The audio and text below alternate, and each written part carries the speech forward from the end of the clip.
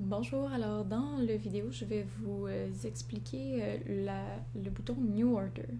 Donc en fait, le New Order ici, c'est quand on veut créer une facture ou un dossier en fait à un client.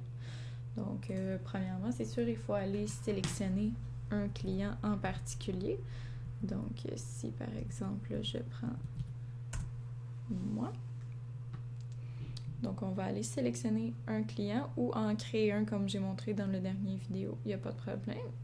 Donc, quand on va cliquer sur New Order, ça va vous demander votre mot de passe pour attribuer vraiment la facture à votre nom. Donc, vous rentrez votre petit code à 3 chiffres.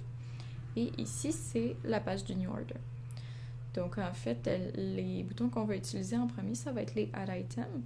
Donc, dans Add Items, c'est tous les items de vente ou de réservation qu'on a.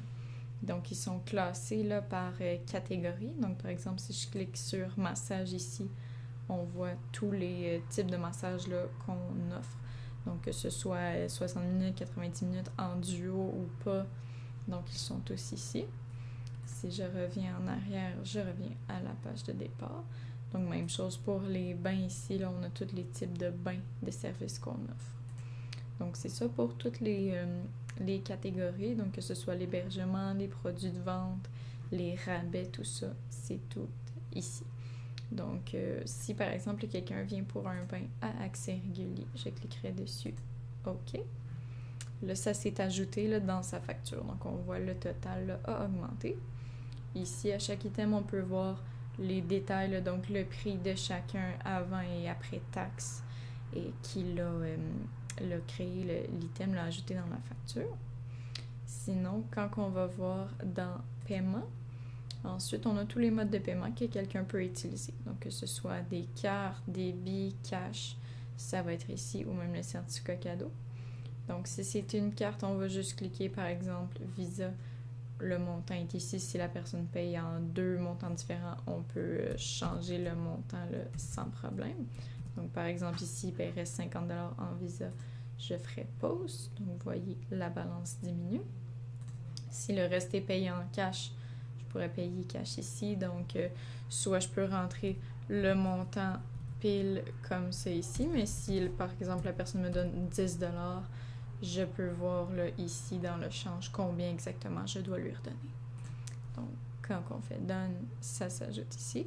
Si c'était un certificat cadeau, on cliquerait ici. Puis le certificat, là, souvent, il y a un code à bord, donc on peut soit le scanner ou le rentrer manuellement. Ça serait dans la 3e catégorie ici, le Gift Card Number. On rentrerait le nombre. On cliquerait sur Search, puis il y aurait une balance là, qui nous serait écrite ici. On cliquerait sur Redeem pour enlever dans le fond la balance du certificat. Donc ça c'est pour le paiement. Donc si jamais on veut enlever un paiement, on va cliquer sur Void, on va dire oui. Et ça va effacer là, le paiement, soit qu'on s'est trompé ou que finalement la personne là, voulait changer. Là. Ça, il n'y a pas de problème. Il y a aussi des boutons qui sont plus faits pour les réservations de massage. Donc, par exemple, si je vais dans Add Item et que je rajoute un massage suédois, à ce moment-là, je cliquerai dessus. Puis le Make Booking ou Book All, ça va être pour justement réserver les massages dans la grille horaire. Make Booking, c'est quand il y en a seulement un. Book All, c'est quand vous voulez en réserver plusieurs. Donc, si par exemple, je cliquerai ici, je pourrais choisir la date.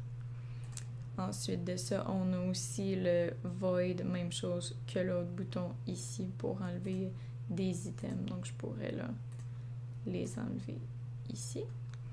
Puis, c'est surtout les 2 onglets là, que vous allez le plus utiliser, donc Folio Item et Payments. Le 3e que vous allez peut-être utiliser aussi, c'est le Communication. Dans le fond, ça sert à envoyer des confirmations par courriel quand les gens ont des réservations. Donc, on peut aller ici, quand il y a une adresse courriel au dossier, on clique sur Send Confirmation.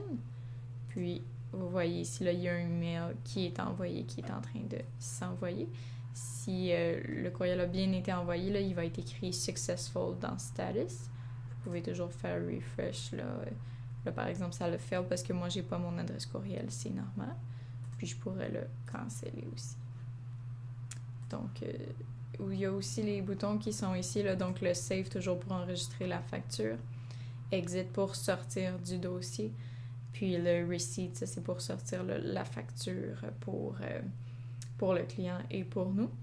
La différence entre le bouton Settle et le bouton Exit, c'est que quand je fais Exit, par exemple, ici, là, on se rappelle, on fait le refresh. Là, vous voyez, j'ai un dossier qui est open, donc qui est encore ouvert.